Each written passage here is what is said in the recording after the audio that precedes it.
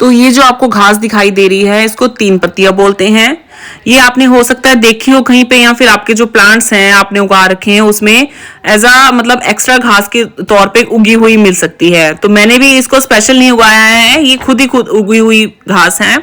तो इसको संस्कृत में बोलते हैं त्रिपत्रिका या अम्ल पत्रिका, और हिंदी में इसको बोलते हैं चंगेरी घास या तीन पतिया। गुजराती में इसको अम्बोती या अम्बोली बोलते हैं। पंजाबी में इसको बोलते हैं खट्टी बूटी, क्योंकि इसका जो टेस्ट होता है बहुत ही खट्टा मीठा सा होता है। आप खा सकते हो, नॉर्मल वे में इसको खाया जा सकता है, किसी चीज के साथ में खाने की जरूरत नहीं है। और इंग्लिश में इसको बोलते हैं सॉर ग्रास यानी कि खट्टी बूटी। तो इसके जो फूल होते हैं वो 5 पत्रक होते हैं, यानी कि जब ये खिलता है तो 5 पत्तों वाला फूल खिलता है और पीले रंग का फूल होता है। ये जो नमी वाली भूमि है उस पे उगते हैं ये, और खुद ही उगे हुए पौधे होते हैं।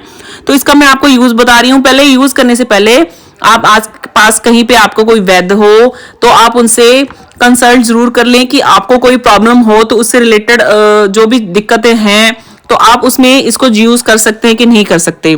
तो इसकी जो तासीर होती है, जो प्रकृति होती है वो गर्म होती है। तो आप इसको चटनी के रूप में यूज कर सकते हैं, इसका पेस्ट बना सकते हैं। तो वो आपको यूज में बताने जा रही हूँ। सबसे पहले आप उसको जो पत्ते हैं, अगर आपको मुंह में स्मेल आती है तो आप स्मेल के लिए इसको पेस्ट बना के खा सकते हैं, या सीधा डायरेक्ट चबा सकते हैं। अगर आपको मसूड़ों में इन्फेक्शन रहती है तो भी आप इसको खा सकते हैं। थोड़े दिनों में जो मुंह की स्मेल है और मसूड़ों की इन्फेक्शन है वो ठीक हो जाएगी। और अगर आपको माइग्रेन की प्रॉब्लम रहती है तो इसका पेस्ट, इनके पत्तियों का पेस्ट बनाकर आप माथे पे लगाएं।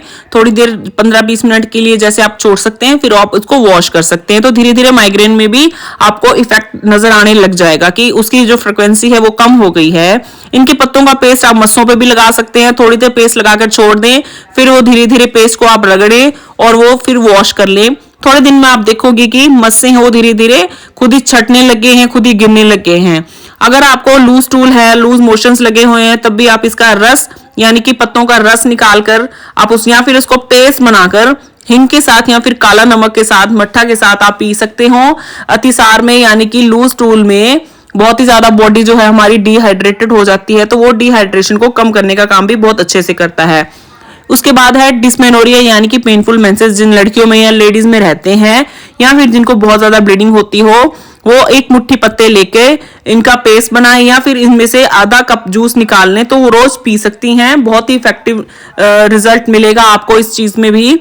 अगर आपको इंडाइजेशन रहती है या फिर आपको भूख नहीं लगती है, लॉस ऑफ एपेटाइट रहता है, तो भी आप इसकी चटनी बना सकते हैं काली मिर्च के साथ और लहसुन के साथ ऐड करके।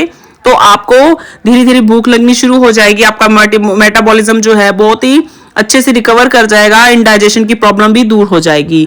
और हाँ, अगर आपको कभी भांग का नशा भी हो गया हो तो आप इसको भी तब भी यूज कर सकते हैं। बट ध्यान रहे, गठिया के पेशेंट जो हैं या फिर जिनको किडनी की प्रॉब्लम्स रहती हैं वो इसका यूज कम ही करें या फिर ना ही करें तो बेटर रहेगा, क्योंकि उनमें ये प्रॉब्लम क्रिएट कर सकती है।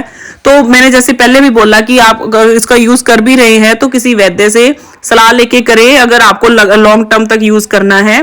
तो ये था तीन पत्तियां के बारे में। मिलते हैं नेक्स्ट वीडियो में, तब तक के लिए बाय। चैनल को सब्सक्राइब जरूर करें।